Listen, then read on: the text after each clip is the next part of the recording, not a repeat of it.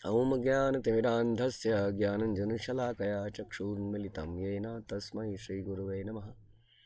श्रीचैतन्यमनोभीष्टं स्थापितं येन भूतले स्वयं रूपः कदा मह्यं ददाति स्वपदान्तिकं।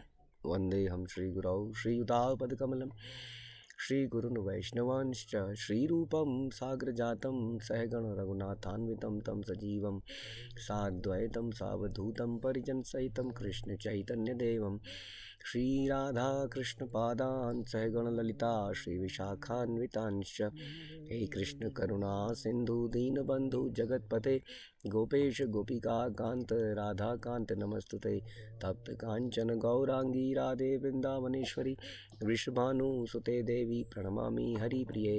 वाञ्छाकल्पतरुभ्यश्च कृपा सिन्धुभ्यः च पतितानां पावनेभ्यो वैष्णवेभ्यो नमो नमः। जय श्री कृष्ण चैतन्य प्रभु नित्यानंद श्री अद्वैत गदाधर शिवासादि गौर भक्तवृंद। हरे कृष्णा कृष्ण कृष्ण हरे हरे, हरे राम राम राम हरे हरे।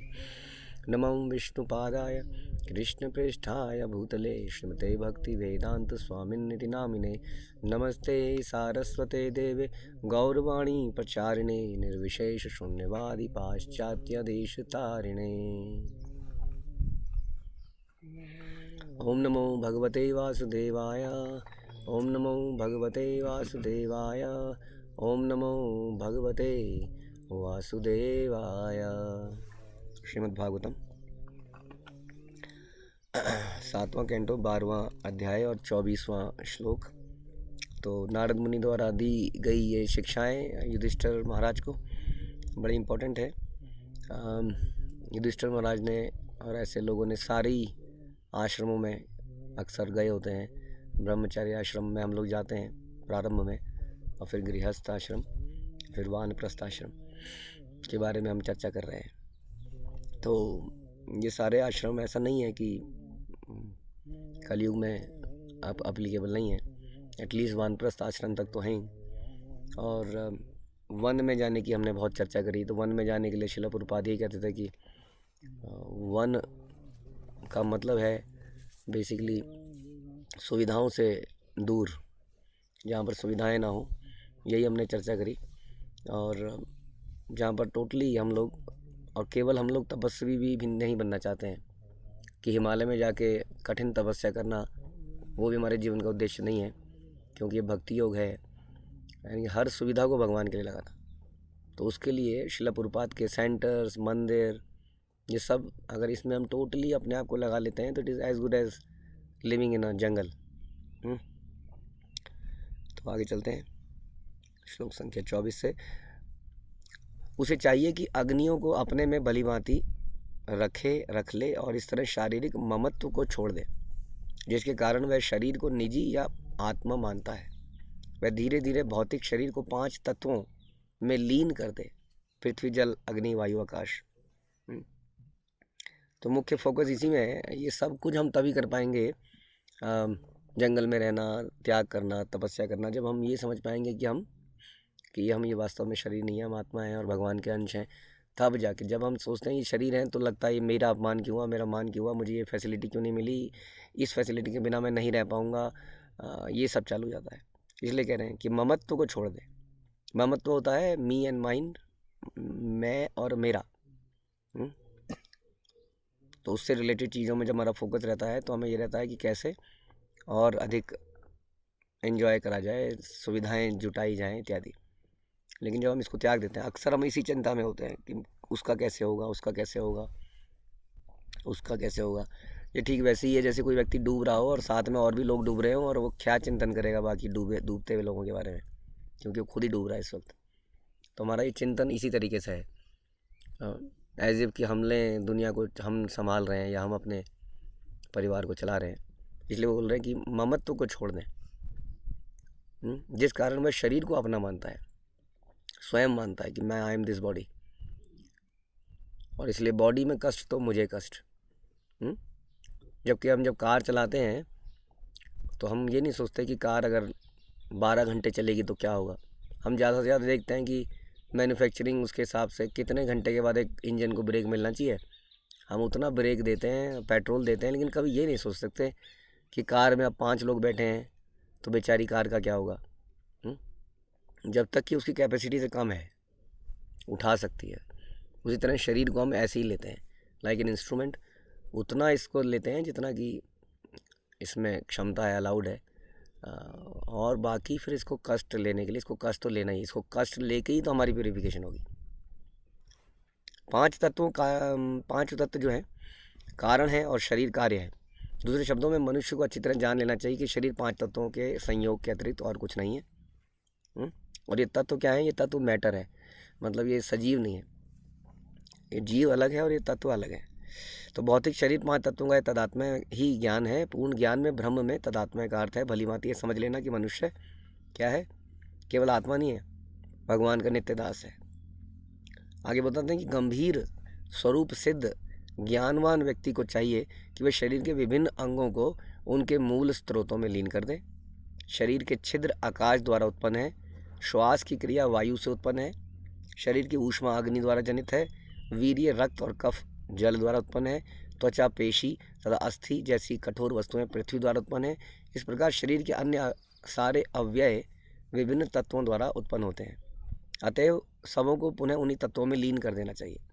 ऑल्दो हमारा इसमें कोई विशेष योगदान नहीं है, लेकिन हम जब भागवतम पढ़ते हैं, सुनते हैं, तो उसमें हम सुनते हैं कि जो जीवात्मा मुक्त हो जाती है, वो जीवात्मा धीरे धीरे इन सारे पदार्थों को अपने अपने रिजर्वायर में लीन करते हुए अल्टीमेटली भगवान के धाम में जाती है।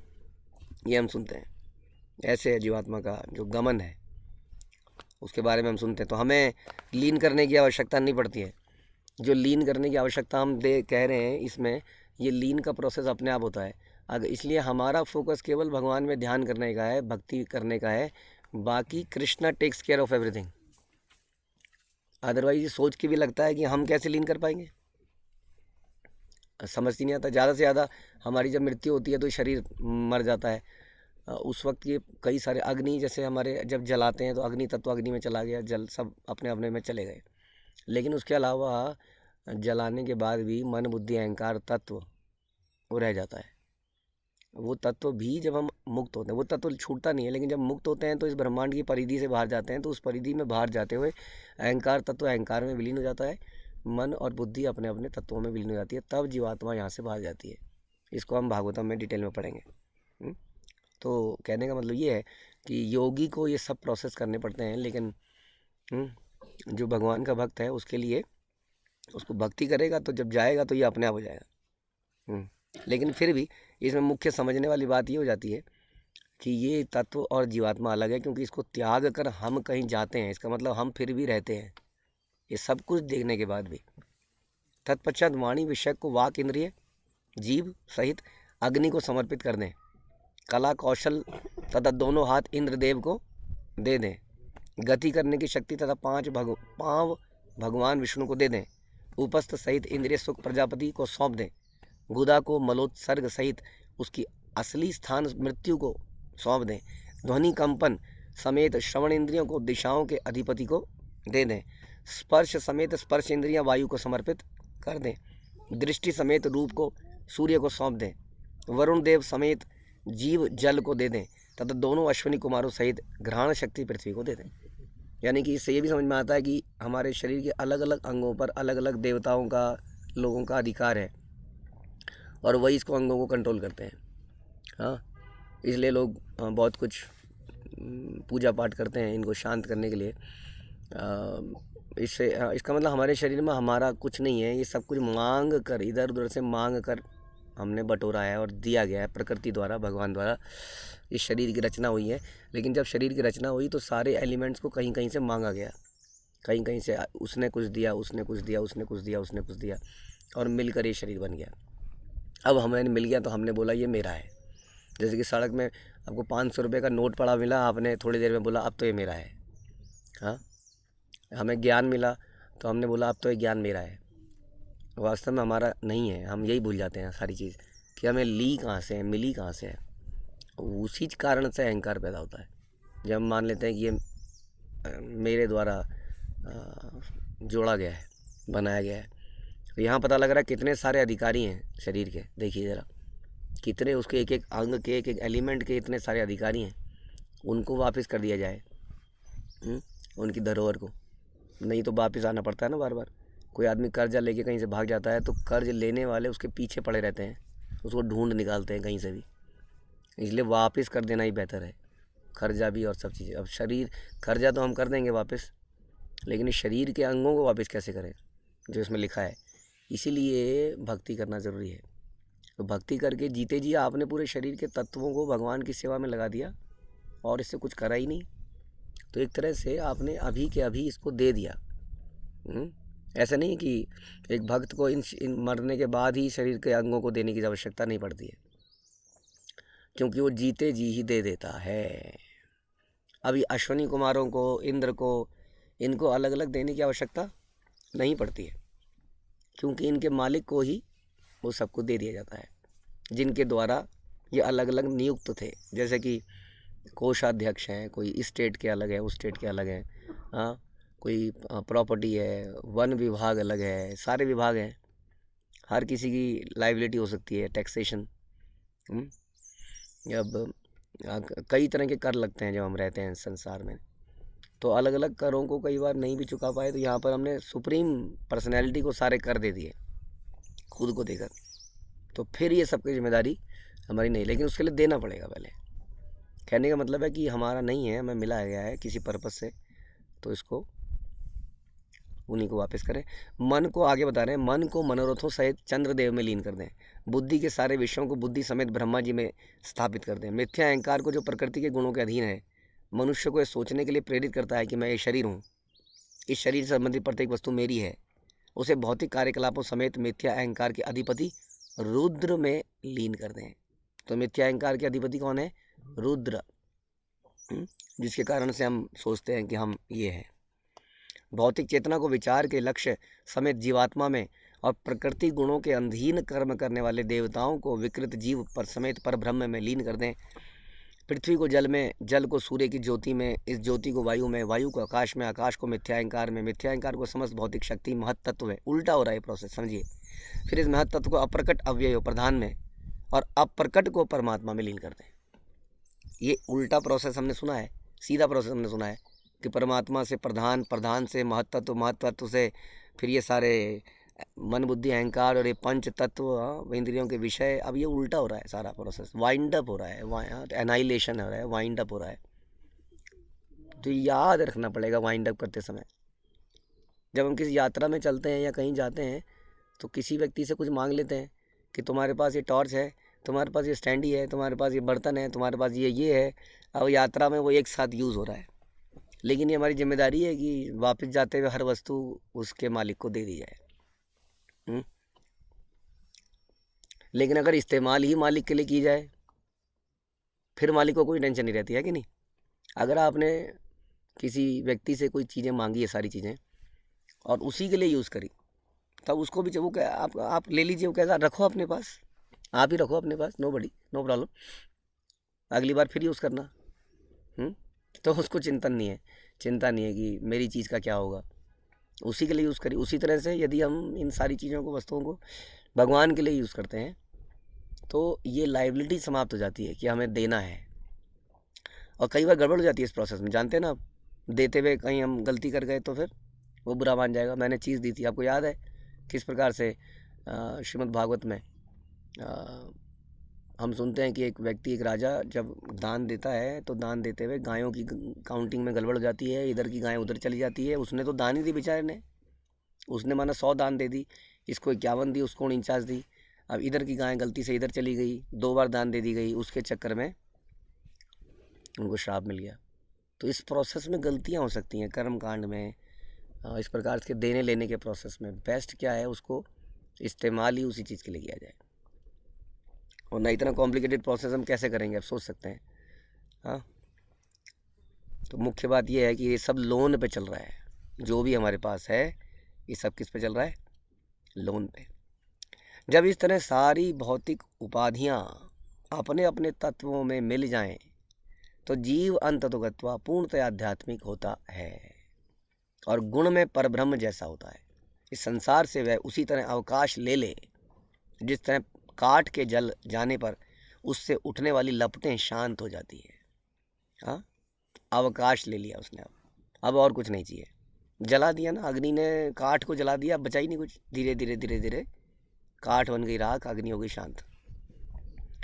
उसी प्रकार से सारी इच्छाओं को बेसिकली शांत कर दिया जाए और अवकाश ले लिया जाए एक प्रकार का संसार से। जब भौतिक शरीर विविध भौतिक तत्वों में लौट जाता है तो केवल आध्यात्मिक जीव बचता है। समझे आप कि आध्यात्मिक जीव में केवल ये 5 तत्व नहीं है, हम जो संसार मानता है, सोचता है कि जैसे शरीर जल गया तो हम समाप्त हो गए, क्योंकि ये 5 तत्व जल गए, समाप्त हो गए ना, क्या बचा, हड्डी भी नहीं बचती है आदमी की। तो समाप्त नहीं हुआ है, अभी कई सारे तत्व अभी भी आपके पास हैं, छुप गए हैं, आप बहरूपीय बन गए हैं, रूप बदल के फिर संसार में आ जाएंगे वो करने के लिए।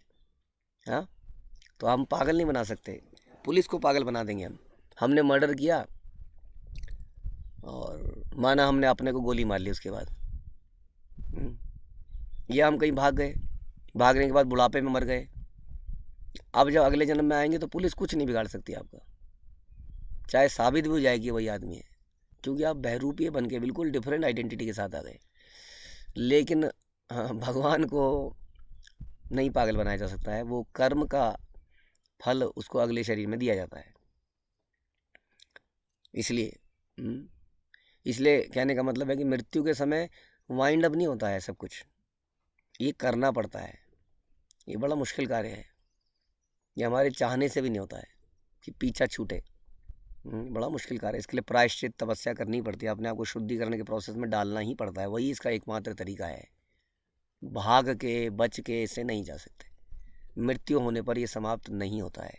कई सारे तत्व हैं, जैसे हमने बोला अभी वो तत्व हैं, इसलिए संसार की परिधि से बाहर नहीं जाने दिया जाएगा आपको। एक लात मार के वापस भेजेंगे, वापस जाओ, जैसे त्रिशंकु को वापस भेजा, जब तक ये टोटली समाप्त नहीं हो जाता। इसलिए कह रहे हैं जब ये पूरा समाप्त हो जाता है तब केवल आध्यात्मिक जीव बचता है, यही ब्रह्म है, और यह गुण में परब्रह्म के तुल्य है, गुण में तुल्य है, भगवान के गुण में भगवान के तुल्य है, लेकिन भगवान का क्या है, सर्वेंट है। तो ये बड़ा महत्वपूर्ण ज्ञान है, ऑल्दो ज्ञान है, लेकिन इससे कहीं ना कहीं ये समझ में आता है कि हमारी आइडेंटिटी की थोड़ी क्लैरिफिकेशन होती है कि हम कौन है। और जितना गुमान कर रहे हैं उधार की ली हुई चीज़ों पर, उधार की है ना, तो ये उधार की ली हुई चीज़ों पे हम कर रहे हैं, जो कि वापस करनी है वास्तव में। हाँ, ये आपसे बेहतर तरीका हमने बताया कि लेकर उन्हीं के लिए यूज़ करो, तो सबसे बेस्ट है, बहुत बढ़िया है। एक बार की एक कथा है, छोटी सी कहानी है। एक आदमी था जिससे कि सब डरते थे, और एक दीवार थी, उस दीवार में यदि कोई लिख दे, उसके पास में खड़ा हो जाए या उसमें कोई मूत्र कर दे तो उसकी ज़बरदस्त पिटाई, उसने कई सारे गार्ड रखे हुए थे वहाँ पर, जो कि दीवार के पास आती ही उसकी पिटाई करते थे लोग, तो लोग बड़े भयभीत रहते थे, उस दीवार के पास भी नहीं जाते थे लोग, इतना उसने हवा क्रिएट। कई लोग करते हैं ना सा, मेरे घर के आगे कैसे कर दिया, तो उसने कैमरे वैमरे गाइड वाइड अपने गार्ड वगैरह सब रखे हुए थे। तो एक बार एक जैसे दोस्तों में होता है, क्या कहते हैं उसको, शर्त या होता है ना कि तू बता, एक बच्चे ने बोला, एक ने उसको उकसाया कि अगर तू इस दीवार पे जाके पेंट कर दे, कुछ टच वच करना तो दूर, हाँ, तो मैं तेरे को ये दूंगा माना। तो उसने कहा कोई बड़ी बात नहीं है, कर देता हूँ भाई। तो सब लोग घबरा रहे हैं, अब क्या हुआ इस आदमी को, लाया पेंट को लेके आया, देखा कोई नहीं है, फटाफट चढ़ गया और उसने पेंट कर दिया दीवार को। अब सब लोग बड़े घबराए कि क्या होगा इसका। थोड़ी देर में मालिक आया, वो अपने गार्ड्स के साथ, और उसको बुलाया और उसको इनाम दे डाला, अब बड़ा प्रसन्न हो गया वो। क्यों हुआ? क्योंकि उसने दीवार पे पेंट कर दिया, इस दीवार के साथ खड़ा होना, इसमें कुछ लिखना, यहाँ पर मल मूत्र त्यागना बिल्कुल वर्जित है। तो व्यक्ति खुश हो गया। क्यों हो गया? क्योंकि उसने उसको उसके लिए ही यूज़ कर डाला, फिर किसी को क्या दिक्कत है बताइए, समझ में आता है? तो उसी तरह से जब हम शरीर के अवयवों को, तत्वों को, हर चीज़ को भगवान के लिए यूज़ करेंगे, आप रिटर्न करने की बात ही कहाँ है इसमें। हमने तो यूज़ ना तो अपने लिए करा ही नहीं कभी। तो ऐसा जब हो जाएगा तब हम ऋण से मुक्त हैं हमेशा ही। इसलिए कहते हैं ना, जो मुकुंद के चरणों में शरणागत हो जाता है, संसार के सारे दायित्व ऋण सबसे मुक्त हो जाता है। लेकिन वैसा करने पर अपने लिए यूज़ करेंगे तो फिर हम ऋणी बन जाते हैं। तो इस प्रकार से 12वां चैप्टर समाप्त होता है और 13वां चैप्टर स्टार्ट होता है। नारद मुनि बोलते हैं, जो व्यक्ति आध्यात्मिक ज्ञान का अनुशीलन कर सकता है उसे सारे भौतिक संबंधों का परित्याग कर देना चाहिए। शरीर को बनाए रखकर उसे प्रत्येक गांव में केवल एक रात बिताए, एक स्थान से दूसरे स्थान की यात्रा करनी चाहिए। ऐसा क्यों? क्योंकि झुग्गी से भी हमें अट्रैक्शन हो जाती है, अटैचमेंट हो जाती है। मैंने बहुत देखा ऐसा। जैसे कई लोग ऐसे थे जो आध्यात्मिकता के लिए एक जगह पर इकट्ठे होना चाहते थे, लेकिन वो अभी कहीं, जैसे माना कोई व्यक्ति दिल्ली में रहता है कि हम तो दिल्ली में रहते हैं, हम वहाँ माना आपकी जगह में कैसे रहने आ जाएं, माना वो गांव है, गाज़ियाबाद है। अब उनकी जगह को जब देखा तो देखा, ओहो, आप दिल्ली में कहने को रहते हो लेकिन आप नरक में रहते हो। जगह देखी है, गलियों की हालत देखी है, नालियों की हालत देखी है, लेकिन उसको आसक्ति है दिल्ली दिल वालों की, उसको आसक्ति है। मैं भारत की राजधानी में रहता हूँ। अब वहाँ पे कर क्या रहा है, किस हालत में है, तो व्यक्ति को आसक्ति हो ही जाती है। और मैंने देखा कि जब ये लोग किराए के मकान में आने कोशिश करते हैं, इसका टॉयलेट ऐसा है, इसका कमरा ऐसा है। अब जब कई बार उनके घर में जाओ तो उनके घर की हालत बहुत बदतर होती है, लेकिन समहाउ जिस घर में हम रह रहे हैं उसके टॉयलेट, उसकी हर चीज़ हम हैबिचुअल हैं, वो हमें एक्सेप्टेड है, एक्सेप्टेबल है। लेकिन दूसरी जगह होती नहीं है, और उसी जगह में वो थोड़े दिन रहने लगता है तो उसे वो जगह अच्छी लगने लगती है। तो ये हमारा स्वभाव है, हम आसक्त हो जाते हैं चीज़ों से। इसलिए नारद मुनि बता रहे हैं, एक स्थान से दूसरे स्थान पर, दूसरे स्थान से तीसरे स्थान पर परिव्राज कचारे जो हम कहते हैं, सन्यासी, और कई सारे इस्कॉन के और भी भक्त जो निरंतर इधर से उधर जाते रहते हैं और हरि नाम को फैलाते रहते हैं। तो इस प्रकार से कह रहे हैं करने को। क्यों? नहीं तो ये चार दीवारी और ये संबंधी, इनसे बड़ा अटैचमेंट हो जाएगी और आदमी इसी में लगा रह जाएगा, इसको सुलझाने में, पहेली को सुलझाने में। जैसे बच्चे कई बार हल्ला मचा रहे हो तो उन्हें छोटी सी पहेली दे देते हैं हम एक, कि आइए इस बिल्ली को रास्ता दिखाइए, और रास्ता ऐसा टेढ़ा मेढ़ा। देखा आपने पहेली? बीच बीच में कुछ पजल्स हैं। अब बच्चा 2 घंटे तक उसी में बिजी रहेगा, वो ये नहीं सोचेगा मेरा पागल बना दिया इन्होंने, क्योंकि वो बिल्ली को रास्ता दिखा के क्या मिला अल्टीमेटली। वैसे ही इंसान इस संसार में समस्याओं को सुलझाता रहता है, सुलझाता रहता है। एक से एक ऊन का धागे को सुलझा लेता है तो कहता है सुलझा लिया, उसको एक मेंटल प्लेजर होता है। इसलिए कह रहे बिना शरीर की आवश्यकताओं की चिंता करे इस सन्यासी को, तो सन्यासी के बारे में अब चर्चा हो रही है अधिकतर, किसी पर निर्भर रहे बिना सारे संसार में विचरण करना चाहिए।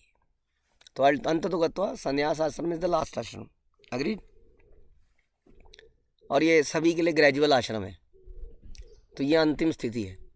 अगर इस अंतिम स्थिति में पहुंचना है तो पहले क्या करना है वो हमारा विचार होना चाहिए। अगर पहले बहुत बड़ा खड़ा कर देंगे, इकट्ठा कर लेंगे, तो कभी ये नहीं कर पाएंगे।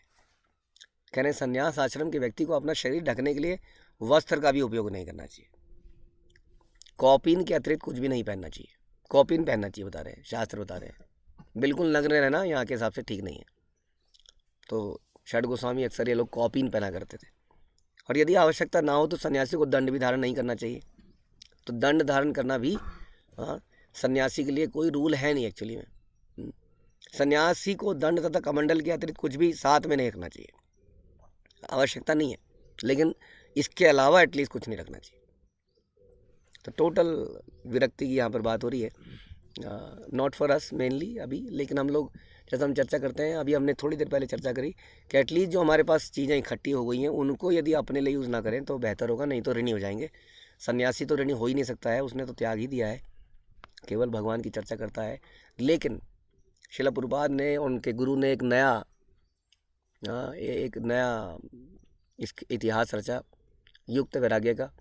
रूप गोस्वामी ने इसके बारे में बताया हमें, और इसके अंतर्गत श्रील प्रभुपाद ने विदेशी यात्राएं करी, हवाई जहाज में बैठे, कपड़े धारण किए, डिफरेंट तरह के कपड़े हैं सन्यासी के, बट धारण किए। लेकिन उसका उद्देश्य क्या था? इसको कहते हैं यूटिलिटी इज़ द प्रिंसिपल। कि वो वस्तु भगवान के प्रचार में यूज़ हो जाए। आसान काम नहीं है। कई बार कपड़े उतार के सड़कों में घूमना आसान काम हो जाता है,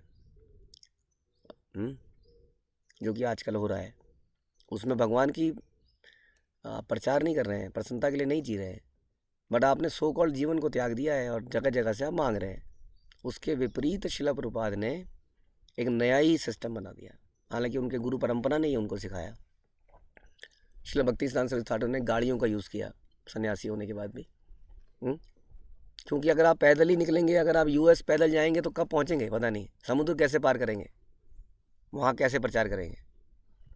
तो उद्देश्य जब कृष्ण की प्रसन्नता हो, इसलिए कहते हैं always remember Krishna, this is the golden rule. समर्थत्य सततो विष्णु विस्मृत्यो न जात उचित।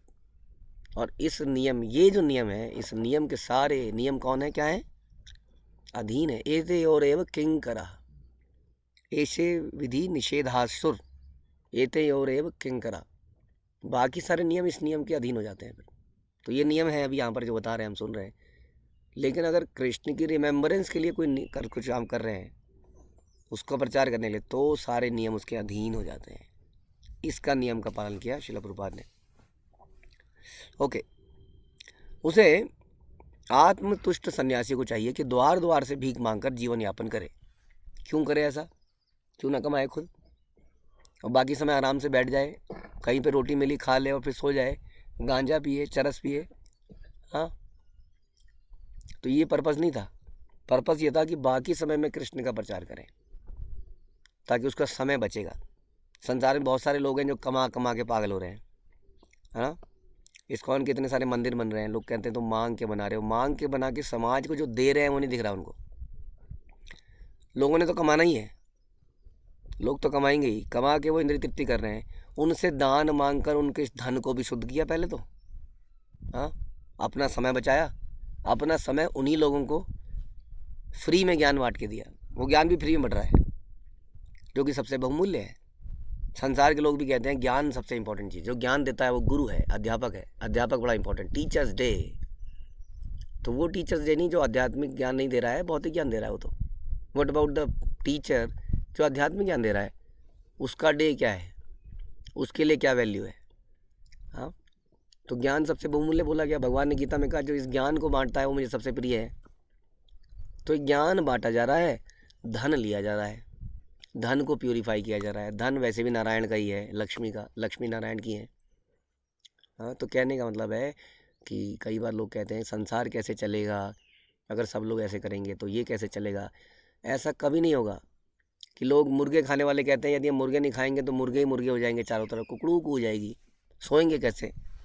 तो रात से ही कुड़कुड़ शुरू कर देंगे, इसलिए इन्हें काटो। ऐसा कभी नहीं होगा। ये प्रकृति द्वारा बैलेंस्ड है। वैसे ही संसार में कभी ऐसा, मनुष्य नाम सहस्येषु कश्चित् यतति सिद्धे।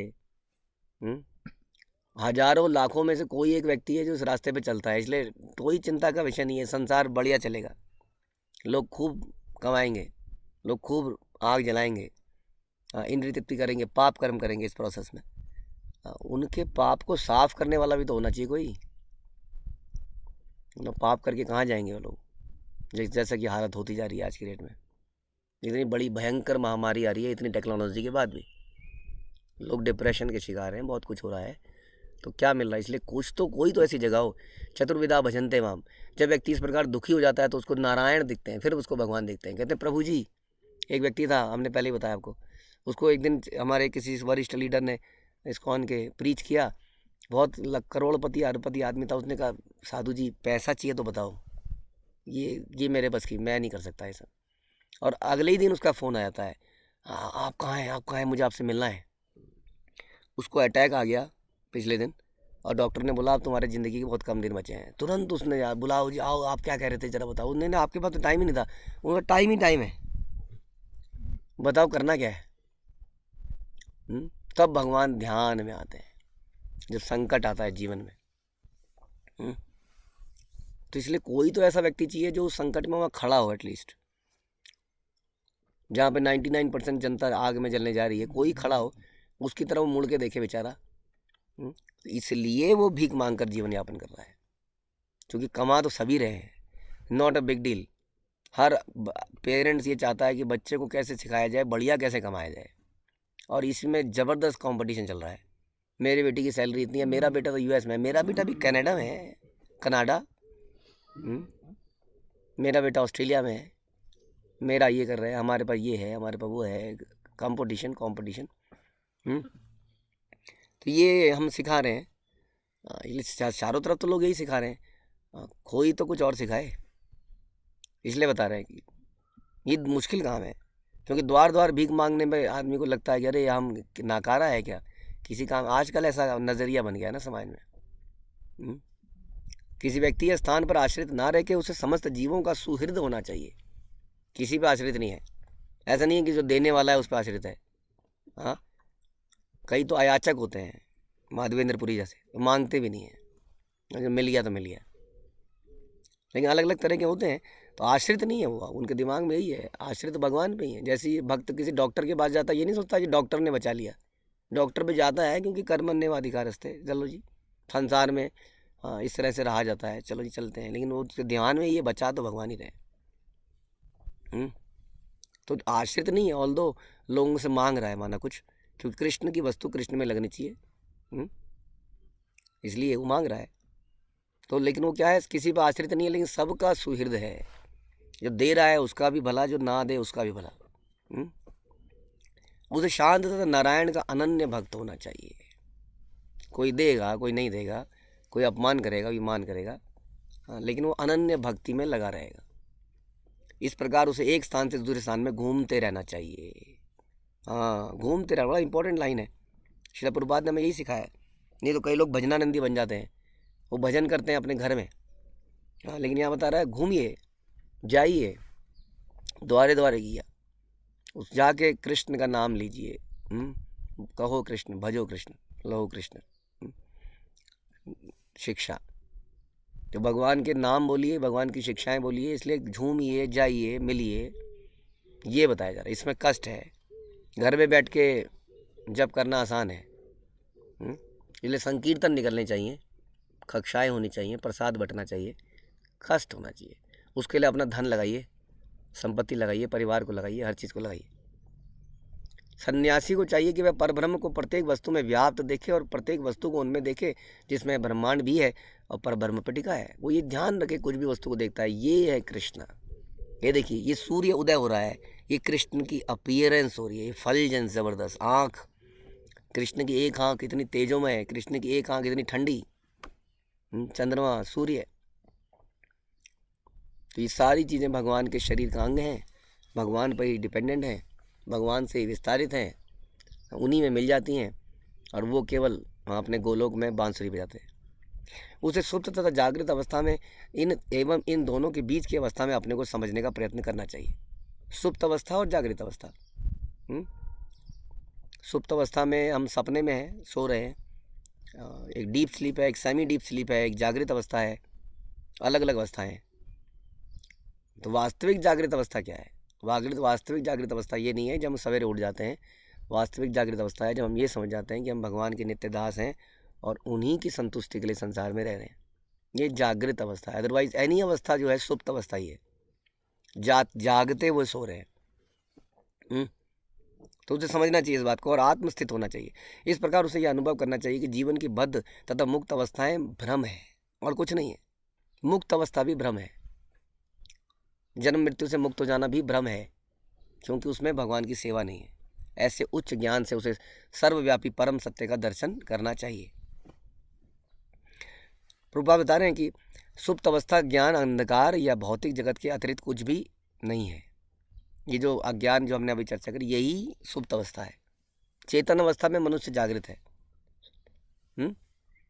अतएव जो व्यक्ति अपने को समझ सकता है उसे समझ लेना चाहिए कि अचेतन और चेतन मात्र भ्रम है। यानी कि अभी जो हम जगह में हैं ये भी एक प्रकार का भ्रम है, सोते हुए भी भ्रम में ही है थे, जागते हुए भी भ्रम में ही है, क्योंकि अपने को पहचानते नहीं है, जीवन का पर्पज नहीं जानते हैं, इसलिए हमेशा हम भ्रम में ही रहते हैं। ये समग्र ब्रह्मांड मेरे अव्यक्त, भगवान कहते हैं ये सारा ब्रह्मांड मया तदमिदम सर्वम जगदव्यक्त मूर्तिना, मुझ में व्याप्त है। सारे जीव मुझ में हैं किंतु मैं उनमें नहीं हूँ। प्रत्येक वस्तु कृष्ण के निराकार रूप के आधार पर विद्यमान है, कृष्ण के बिना कुछ भी नहीं रह सकता है। अतएव कृष्ण का श्रेष्ठ भक्त भगवान को बिना भ्रम के सर्वत्र देखता है। यो माम पश्यति सर्वत्र सर्वम च मयि पश्यति, गीता का श्लोक। जो मुझे हर वस्तु में देखता है और हर वस्तु को मुझ में देखता है, वही वास्तव में देखता है। यानी कि कोई अस्तित्व कृष्ण के बिना नहीं है। अगर कोई कह ले क्या तुम हरे कृष्णा दिन रात कृष्णा कृष्णा कृष्णा, तो बोले कुछ है ही नहीं उनके बिना, तो क्या करें। देयर इज नथिंग जो उनके बिना कुछ है।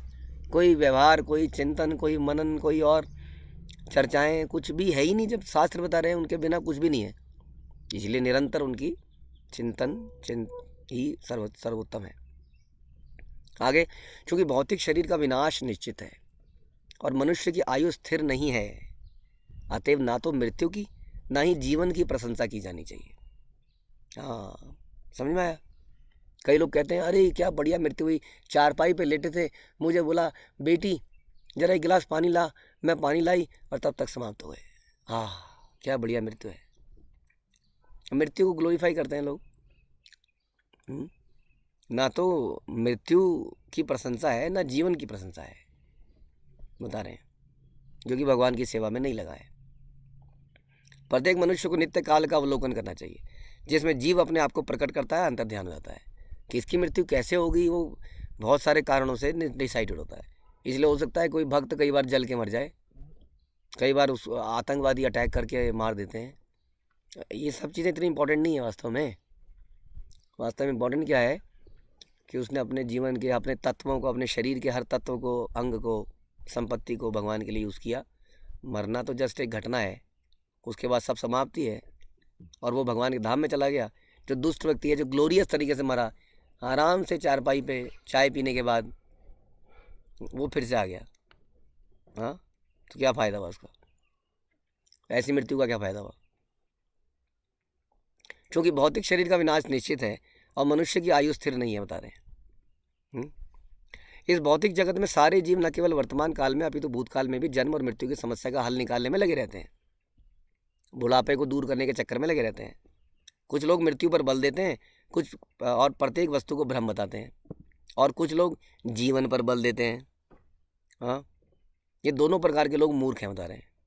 ये सलाह दी जाती है कि मनुष्य शाश्वत काल का अवलोकन करे, जो भौतिक शरीर के प्राकट्य और अंतर्ध्यान का कारण है। सूर्य का उदय होना या सूर्य का अस्त होना। कोई कहता है सूर्य का उदय होना बहुत ही महान घटना है, कोई कहता है अस्त होना बहुत ही बढ़िया है। लेकिन वास्तव में तो सूर्य ना तो उदय हो रहा है ना तो अस्त हो रहा है। तो इस प्रकार से ये तो शाश्वत जीवन है, उस जीवन में हम रूप बदल रहे हैं बार बार, ऐसा यहाँ बताया जा रहा है। अतएव शिला भक्ति विनोद ठाकुर ने क्या लिखा है गीतावली में, मनुष्य का शाश्वत काल की गतिविधियों का अवलोकन करना चाहिए मनुष्य को। यही जन्म मृत्यु का कारण है।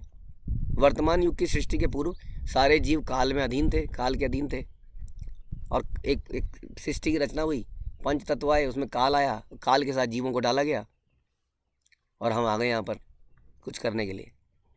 काल के वशीभूत होकर जीव जन्म जन्मांतर तक प्रकट होता रहता है, मरता रहता है, प्रकट होता रहता है, मरता रहता है। यह काल भगवान की निराकार अभिव्यक्ति है, जो प्रकृति द्वारा बद्ध जीवों को भगवान की शरण में जाकर उससे उबरने का अवसर देती है। This is the main point, कि ये सारी व्यवस्था इसलिए की जाती है कि हम लोग भगवान की सेवा में लगकर जीवन के पर्पस को समझें और फिर जन्म ना लें। This is the purpose. लेकिन बीच में परिवार भी है, देश भी है, और पता नहीं क्या क्या है, कन्फ्यूजन्स, इल्यूजन्स, वो जानबूझ के डाले जाते हैं। यही तो टेस्ट है। कैसे टेस्ट करें कि कोई आदमी प्योर हुआ है कि नहीं, बताइए। एक राजा, मैंने आपको एक स्टोरी सुनाई थी एक बार। उस स्टोरी में मैंने बताया था कि राजा था, उस राजा ने बोला कि अगला राजा कौन बनेगा, बूढ़ा हो गया था वो। तो उसने क्या किया, उसने बोला कि इस एक गमले ले जाओ, हाँ, जो भी राजा बनना चाहता है उसका टेस्ट होगा, एक गमले में आपको दे रहा हूँ, इसमें से बहुत सुंदर फूल निकलेगा, जिसका फूल सबसे बढ़िया निकलेगा उसको राजा बनाया जाएगा। सब लोग गमला ले गए, बहुत सारे लोग आए, बहुत सारे गमले सप्लाई हुए। 1 महीने बाद सब, किसी का पौधा इतना बड़ा, किसी का पौधा, किसी का फूल इतना बड़ा, वो कंपटीशन हो गया, वहाँ लग गई लाइन पौधों की, फूलों की। एक आदमी बड़ा परेशान था, उसके गमले में से कुछ भी नहीं निकला ही नहीं। उसने खूब प्रयास किया, उसमें कुछ निकला ही नहीं। अब वो उसने कहा मैं तो डिस्क्वालीफाइड हूँ, लेकिन जाके बोल देता हूँ राजा जी का गमला है, वापस कर देता हूँ। तो सब लोगों ने अपने गमले दिखाए। राजा पूरे दिन व्यस्त था, गमले की मुआयने हो रही थी। शाम को उस आदमी के पास पहुंचा जो बेचारा कोने में खड़ा था कि जी मैं तो कुछ कर नहीं पाया, गमला वापस देने आया हूँ। राजा ने कहा यही राजा बनेगा बस। क्यों बनेगा राजा? राजा ने कहा तुम सब चोर हो, गमले में कोई बीज नहीं था, कोई पौधा नहीं था। वो ईमानदार आदमी था, वो पानी देता रहा। सब ने देखा जब थोड़े दिनों में कुछ पौधा नहीं निकल रहा है, सब ने कहीं बाहर भूर से पौधा लाल आगे लगाया, मेरा पौधा बढ़िया। तो मैं कह रहा हूँ उसमें कुछ था ही नहीं गमले में। तो ऐसे ही मैं कह रहा हूँ प्रकृति और भगवान कैसे देखें कि जीवात्मा शुद्ध है, सच्ची है। तो ये भ्रम क्रिएट किए जाते हैं, सांसारिक भ्रम। और आदमी लगता है कि जिस व्यक्ति ने इसको बहुत बढ़िया से इसे निभा लिया वो श्रेष्ठ है। वो तो कर्म ही पूजा है। कौन सा कर्म है ये भगवान गीता में कहते हैं कि कर्म किसको कहते हैं। वो डेफिनेशन, हाँ, यज्ञ अर्थात कर्म अन्यत्र लोकायम कर्म बंधना, ये किसी ने नहीं सुना श्लोक। ये सुन लिया कि कर्म करते रहो, फल की चिंता मत करो, लेकिन क्या कर्म करो ये नहीं सुना। तो इसलिए बहुत सारे कन्फ्यूजन्स यहाँ पे डाले जाते हैं। कई लोग कहते हैं ये बच्चा भी तो भगवान है, हम माला नहीं कर सकते क्योंकि अभी ये बच्चे को संभालना है। अब मेरा परिवार है, इनका खाना बनाना है, फिर चाय बनानी है, फिर दिन का खाना बनाना है, फिर शाम को ये पकौड़े खाते हैं, उसके बाद ये फिर से दाल चावल खाते हैं। हाँ, तो यानी कि सवेरे का नाश्ता भी है, फिर चाय है, फिर लंच है, फिर उसके बाद फिर क्या कहते हैं सफ़र, और फिर डिनर, और इस रात को सोते हुए दूध है, दूध के साथ थोड़ी जलेबी है। हाँ, फिर बिस्तरा लगाना है, फिर गरम रजाई देनी है। हाँ, फिर इन सब के कपड़े धोने हैं। बहुत काम है माताओं पे। और जो प्रभु जी लोग हैं उनको तक कमाना है। आपको पता कितना किराया जाता है? आपको पता कितना ये जाता है? कैसे चलेगा? यहाँ शहर में रह रहे हैं, दोनों को कमाना पड़ेगा। मुझे काम वाली पत्नी चाहिए, इसका डबल मतलब निकलता है। मुझे काम वाली पत्नी चाहिए, वो कहती है मुझे काम वाला पति चाहिए। तो इस प्रकार से बहुत सारे इल्यूजन्स में हम लोगों ने अपने आप को बिजी कर लिया है। जैसे कि मधुमक्खी होती है जिसको कहते हैं बिजी बी, जो कि इतनी बिजी होती है मधु इकट्ठित करने में, और मधु के छत्ते लगाती है, और एक दिन वो सारी उसकी बेचारी की जीवन भर की कमाई, सोचिए कितनी उसकी जो वो है डंक, उस डंक में कितना शहद आता होगा, आप सोच सकते हैं कितना। उस शहद से इतना बड़ा छत्ता बनाना कितना बड़ा काम है, और उस छत्ते को कोई 1 सेकंड में उठा के ले जाता है, ये शास्त्र बताते हैं। इसलिए ये भगवान का एक प्रोसेस है, ये माया का प्रोसेस है कि ये देखने के लिए कि कौन शुद्ध है यहाँ पर, कौन अशुद्ध है, इसको देखने में कई लोग उस बिविल्डरिंग चीज़ में चले जाते हैं। ये कहानी और हमने आपको सुनाई थी कि राजा को भगवान दर्शन देते हैं, कहते हैं राजा मैं तुम्हारी भक्ति से बहुत प्रसन्न हूँ, क्या चाहते हो? कल मैं तुम काम करना, मैं तुम्हें अभी तो मैं तुम्हें स्वप्न में दिख रहा हूँ, मैं तुम्हें साक्षात दिखूंगा उस पहाड़ी पर ज़रूर आना तुम कल। उसने कहा मेरी एक रिक्वेस्ट है आपसे, मैं अपनी प्रजा को भी लाना चाहता हूँ। हाँ, कहीं पर रसगुल्ले बट रहे थे तो मेरा परिवार मेरे घर में था, वो मेरे बेटे के लिए, एक मेरे बेटे के लिए, एक मेरी बेटी के लिए, एक मेरे पति के लिए, एक मेरे इसके लिए। तुम्हारे दिमाग में चिंतन ही ये रहता है, वेदर दे आर एलिजिबल और नॉट पता नहीं, लेकिन उनको मिल जाए। तो राजा ने कहा मेरी प्रजा का भी उद्धार कर दो। भगवान ने कुछ सोचा, भगवान ने कहा चलो ठीक है, ले आओ, देखते हैं तुम्हारी प्रजा को। तो अगले दिन राजा चल पड़े प्रजा को लेके भगवान को देखने। सब हरे कृष्णा भक्त बन गए बढ़िया से, सब पीछे पीछे चल रहे हैं। और तभी क्या हुआ, रास्ते में क्या आ गया, रास्ते में एक चांदी का पहाड़ आ गया। चांदी का पहाड़ देखते ही इधर तितर पितर भागने से लगे। राजा ने कहा रुको रुको, क्या बदतमीज लोग, इधर आओ, मेरे पीछे आओ। कुछ नहीं सुन रहा है कोई राजा को। कोई थप्पड़ मार रहा है किसी के, कोई जूता मार रहा है। कुछ लोग उस मारकाट में शहीद हुए, कुछ लोग चांदी लेके वहीं से भग लिए, लेकिन कुछ लोग राजा के थोड़े पक्के थे, वो राजा के पीछे चल पड़े। अब आगे चल के यही माया, मैं कह रहा था माया कैसे भगवान फैलाते हैं, ताकि ये बताने के लिए राजा को समझ में नहीं आती ना। आदमी अपने आप को हमेशा एलिजिबल मानता है, नहीं मुझे क्यों नहीं पूछा गया, मुझे क्यों नहीं माला गया, मुझे अब कैसे बताएं कि यू आर नॉट एलिजिबल। तो फिर पीछे गए तो सोने का पहाड़ आ गया। अब सोने के पहाड़ में तो बस आप समझ सकते हैं ना, एक इतना सा सोना कितने का होगा, आप सोच सकते हैं। 1 किलो वजन तो हर कोई उठा लेता है। एक ईंट उठाना मुश्किल है। एक ईंट सोने की कितने करोड़ों की होगी शायद। हाँ, 1 किलो सोना, 10 ग्राम सोना 60,000 का है, तो 100 ग्राम हो गया 6 लाख का, और 1000 हो गया 60 लाख। 60 लाख का हो गया 1 किलो। 60 लाख रुपए 1 किलो में। और एक ईंट कितने किलो की होती होगी? 3-4 किलो की, 2.5 किलो। तो 1 करोड़ 20 लाख, यानी कि 1 करोड़ 50 लाख। 1.5 करोड़ रुपए एक ईंट में है। बस 2-4 ईंटें रख लो तो। अब ऐसी जगह, ऐसे में कैसे रोक पाए वो अपने आप को? वहाँ फिर मारधाड़ मच गई। वो सर पे जूता, कैसे कोई ईंट उठा रहा है तो अपनी ईंट को नहीं देख रहा है, वो अपनी ईंट उसके सर पे मार रहा है। उसको सर पे मार के उसको गिरा दिया, मार दिया। सबको मार दूंगा, बाद में आके बटोर अपने परिवार को लाऊंगा, बटोर बटोर को ले जाऊंगा। उस प्रोसेस में कई लोग मरे गए, वहीं पर मर गए। कुछ लोग किसी तरह से छुपा छुपू के भाग लिए। अब कुछ लोग बचे राजा के पास, और ऐसी अंत में फिर डायमंड का पहाड़, डायमंड इज फॉर एवर, ऐसा एडवर्टीजमेंट आता है। बस फिर तो जो भी बचे कुचे थे उन्होंने कहा, राजा जी काहे का राजा, और काहे, जीवन में यही तो चाहिए था, मिल गया, अब क्या चाहिए। अब राजा पहुंचते हैं भगवान के पास, भगवान कहते हैं कहाँ है प्रजा? प्रजा को ला रहे थे तुम, कहाँ है तुम्हारी प्रजा? राजा को समझ में आ गया, राजा कि नहीं जी, मैं बहुत गलत था, बिना अपने को प्यूरीफाई किए, इच्छाओं को शांत किए कोई आप तक कैसे पहुंच सकता है? तो ये भगवान जो संसार में इल्यूजन क्रिएट करते हैं, ये इसीलिए संसार में इल्यूजन क्रिएट करी जाती है कि कोई अनवांटेड व्यक्ति भगवान के पास ना पहुंच जाए। हमें सतर्क रहने की आवश्यकता है। ये सारा शास्त्र, कितनी ज़बरदस्त फिलॉसफी बताई जा रही है यहाँ पर, कितना मुश्किल है ये सब करना, लेकिन दिस इज़ द पर्पस। इसलिए बता रहे हैं उनको नारद मुनि कि समय का अपव्यय कराने वाले अर्थात आध्यात्मिक लाभ के विहीन साहित्य का तिरस्कार कर देना चाहिए।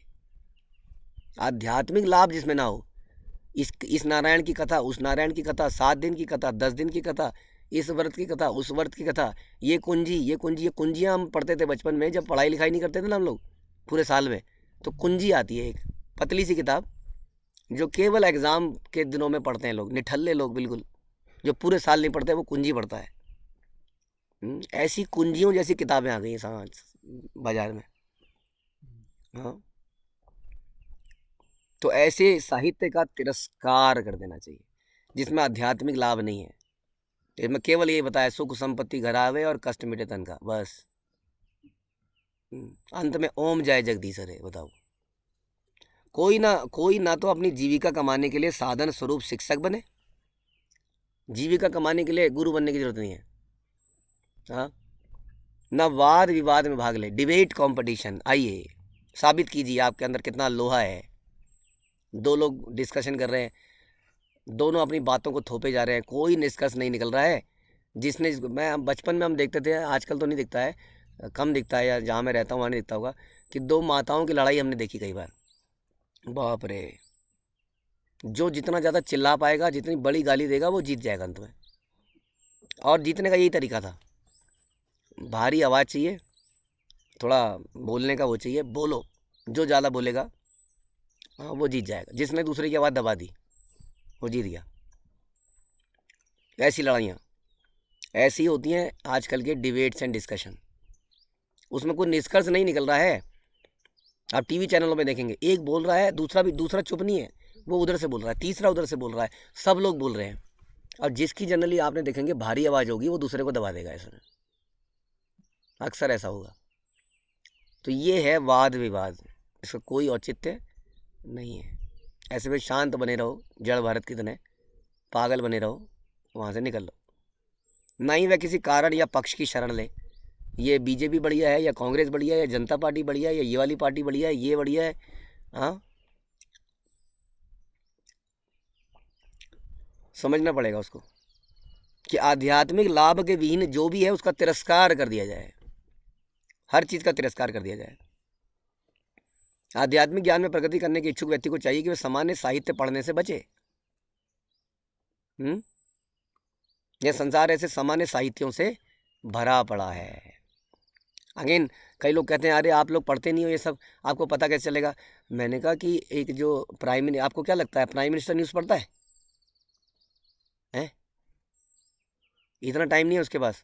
तो होता क्या है फिर, कोई उसको बताता है, हाँ कि जी ऐसा ऐसा चल रहा है, आज वहाँ पे ये हो गया, आज वहाँ पे ये हो गया, आज वहाँ पे हो गया, कोई बताता है। तो प्राइम मिनिस्टर पे तो ये पेड सर्विस है।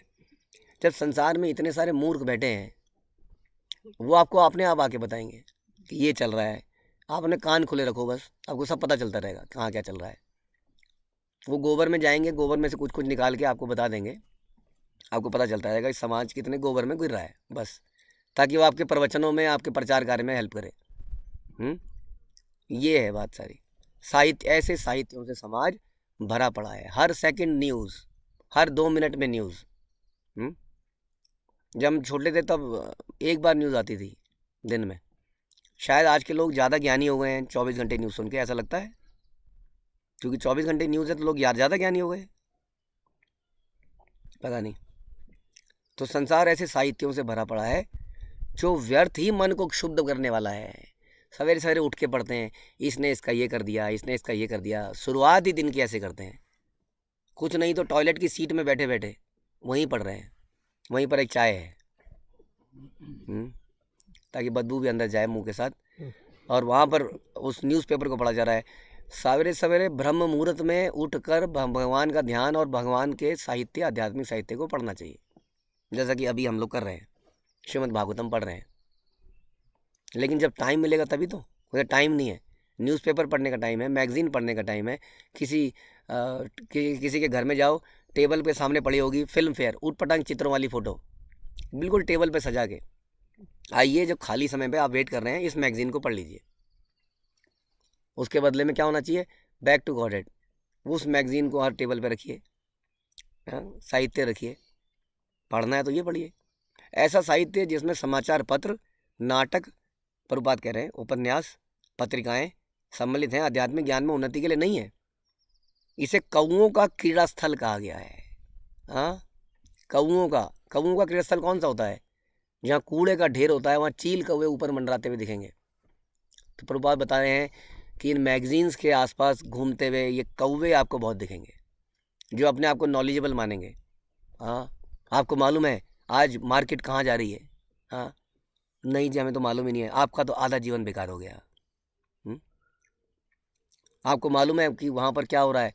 वहाँ पे उस कंट्री ने उस पर अटैक कर दिया है, हमको तो नहीं मालूम। आपका 75% जीवन बेकार हो गया है।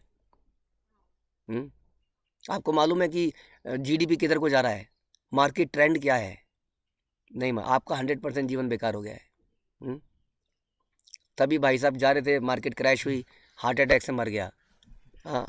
अब सब लोग कह रहे हैं इसका तो सारा जीवन बेकार है, राम नाम सत्य है, इसका जीवन गत्य है, इस नाम सत्य है। अब जो कह रहा था आपका जीवन बेकार है, उसका जीवन बेकार हो चुका है। तो इसलिए जो सही विषय है, जानकारी संसार में बहुत है। एक पेड़ के ऊपर भी बॉटनी पढ़ते हैं लोग, बॉटनी कितनी रिसर्च है, हर पत्ते के ऊपर रिसर्च है, कितना ज्ञान है कि उसको लेने का कोई अंत नहीं है। तो क्या लिया जाए, समय कम है तो क्या किया जाए।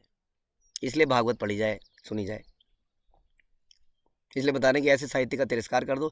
ना ही मनुष्य को विभिन्न तार्किक या दार्शनिकों के निष्कर्षों में उलझना चाहिए। उलझना नहीं है, क्यों? ऐसे में हमारे अंदर फिर फालतू में रजोगुण पैदा होगा। निसंदेह उपदेशकों को कभी कभी विपक्षियों के कथन पर तर्क वितर्क करने की आवश्यकता पड़ती है, किंतु जहाँ तक संभव हो इसको अवॉइड करो।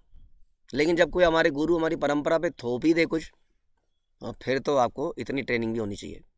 इसमें माधवाचार्य कहते हैं कि ना तो वृथा साहित्य का प्रशय ग्रहण करें, ना उन तथाकथित दार्शनिकों तथा विचारकों से उलझें जो आध्यात्मिक प्रगति के लिए व्यर्थ है। जो मेट्रो में भगवान के पीछे चर्चा हो रही है, वो कौन से, वो महादेव के सीरियल के ऊपर चर्चा है। तो हर कोई अपना ज्ञान तो हर कोई दिखाना चाहता है, मुझे ज़्यादा पता है। तो कोई बंदे नहीं, उस सीरियल में ना गलत है, ऐसा नहीं हुआ था। महादेव जब पार्वती के शादी करने जा रहे थे तो उन्होंने नीले रंग का छाल पहनी थी, वो कहते नहीं, ऐसा नहीं था, ब्राउन कलर की छाल पहनी थी। तो कुछ कुछ चर्चाएं चल रही हैं वहाँ। पंडित जी या वहाँ पे नाई की दुकान में चर्चा है, जहाँ भी आदमी बैठा है, मेट्रो में बैठा है, बस में बैठा है, वहाँ चर्चाएं चल रही हैं, लेकिन चर्चाओं का आधार क्या है? TV serial, magazine. अगर वो आध्यात्मिक चर्चा भी करते हैं सो कॉल्ड, वो सो कॉल्ड चर्चाएं टीवी सीरियलों पर आधारित हैं, जो कि बनाए जाते हैं पैसा कमाने के लिए। यहाँ बताया जा रहा है पैसा कमाने के लिए शिक्षक मत बनो, तो कैसे यथार्थ बात आपको बोल देगा? वो बात बोलता है जो पॉपुलर है, जो सब लोग एक्सेप्ट करेंगे। आप बोलोगे कृष्ण एते चांस कला पुंसा कृष्णस्तु भगवान स्वयं, ये सारे भगवान के दास हैं, किंकर हैं, कृष्ण भगवान हैं, सीरियल फ्लॉप। इसलिए मनुष्य इन तथाकथित शास्त्रों के प्रति निरपेक्ष बना रहे, ना तो इनका विरोध करे और ना ही पक्ष में ले। It's waste, useless waste of time बता रहे हैं। ना ही शास्त्रों की व्याख्या के लिए धन लेकर अपनी जीविका चलाए। इस प्रकार से सन्यासी को सदा उदासीन रहना चाहिए और भगवान के चरण कमलों की शरण ग्रहण करके आध्यात्मिक जीवन में प्रगति करने के लिए साधनों की खोज करनी चाहिए। Very important lesson bye Narad मुनि, भूला हुआ ज्ञान जिसको हमारी परंपरा रिवाइव कर रही है समाज में, श्रीमद् भागवतम के आधार पर। ग्रंथराज श्रीमद् भागवतम की जय, श्रील प्रभुपाद की जय।